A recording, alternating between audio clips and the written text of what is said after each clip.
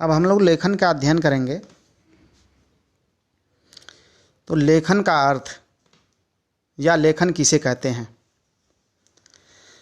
जब हम अपने भाव एवं विचारों को शुद्ध रूप प्रदान करके लिपिबद्ध करते हैं तो इस प्रकार की अभिव्यक्ति को ही लेखन कहते हैं। भाषा शिक्षण के अंतर्गत लेखन का अर्थ मात्र लिखना नहीं होता है, बल्कि अक्षरों की सुडौलता एवं सौंदर्य इसके महत्वपूर्ण अंग होते हैं। लेखन शिक्षण के उद्देश्य। लेखन शिक्षण का उद्देश्य होता है कि छात्रों को इस प्रकार की शिक्षा देना कि छात्र लिखते समय यथास्थान विराम चिन्हों का प्रयोग कर सकें। दूसरा है, लेखन से अक्षर ज्ञान, शब्द ज्ञान तथा वाक्य का ज्ञान भली भांति हो सके। फिर लेखन के द्वारा बच्चे वर्तनी संबंधी अशुद्धियां ना करें। आगे है, लेखन के माध्यम से भाषा का विकास, संशोधन एवं परिवर्धन करने की योग्यता का विकास हो सके। आगे है, लेखन दोष के कारण। पहला है अशुद्ध उच्चारण।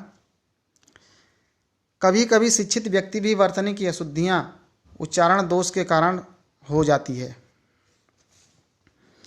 जैसे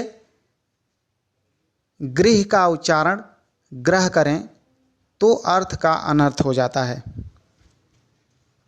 दूसरा है लिपि का अपूर्ण ज्ञान। संस्कृत की वर्णमाला हिंदी की वर्णमाला से कुछ भिन्न है, इसलिए छात्रों को संस्कृत वर्णमाला का उचित ज्ञान न होने के कारण लेखन में वर्तनी की अशुद्धियां होती हैं। जैसे छात्रों को प्रत्येक वर्ग के पंचम वर्ण के उच्चारण में अशुद्धि पाई जाती है। जैसे दिया है इसमें उदाहरण में ङ, ण, न, म। अधिकतर बच्चे ड़, ड़ इस तरह से उच्चारण करते हैं। अगला है अनुस्वार व अनुनासिक का ज्ञान न होना। छात्रों को यदि अनुस्वार और अनुनासिक का सही ज्ञान नहीं है तो भी छात्र लेखन में अशुद्धियां करते रहते हैं। जैसे संसार को संसार, अहिंसा को अहिंसा, प्रत्येक वर्ग के पंचम वर्ण का प्रयोग किया गया है जबकि अनुस्वार का प्रयोग होना चाहिए। कन्या को कन्या लिखना इत्यादि। इस तरह से वर्तनी संबंधी अशुद्धियां हो जाती हैं। असावधानी के कारण वर्तनी दोष। प्रायः छात्र सुनने व लिखने में शीघ्रता एवं असावधानी करते हैं, जिससे लेखन में वर्तनी दोष उत्पन्न हो जाता है। जैसे हलंत की अशुद्धियां होती हैं, जगत, पश्चात, विद्वान। इन सब में अंतिम वर्ण हलंत होंगे, लेकिन असावधानी के कारण अधिकतर बच्चे अशुद्धियां कर देते हैं। विसर्ग संबंधी अशुद्धियां, राम, पिक, काक, इसमें सभी शब्दों के अंत में विसर्ग का प्रयोग होना चाहिए, लेकिन बच्चे असावधानी के कारण विसर्ग का प्रयोग नहीं करते हैं। फिर आगे है लेखन हेतु सुझाव। इसमें पहला है स्वर, व्यंजन, अनुस्वार, विसर्ग, हलंत के अनुसार शुद्ध उच्चारण व शुद्ध लेखन का ज्ञान कराना।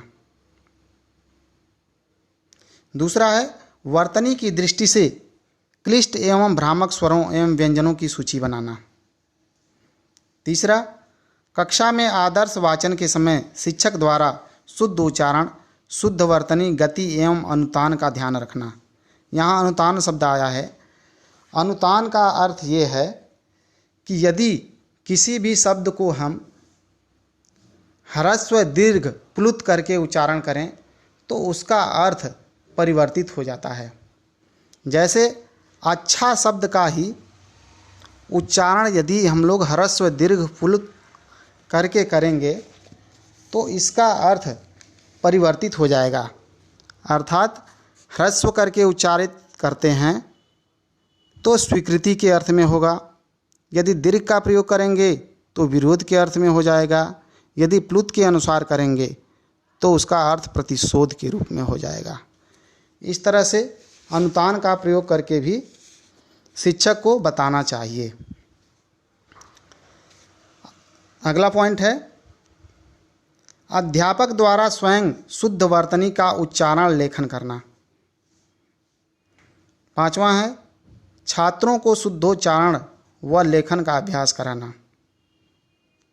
अंतिम है समान ध्वनि वाले शब्दों को एक साथ समानता के आधार पर शुद्ध उच्चारण कराकर लेखन का अभ्यास कराना।